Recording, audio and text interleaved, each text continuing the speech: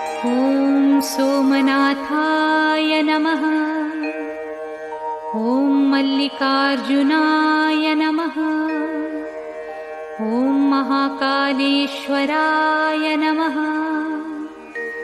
ॐ ओंकारेश्वराय नमः। ॐ वैद्यनाथाय नमः। ॐ भीमशंकराय नमः।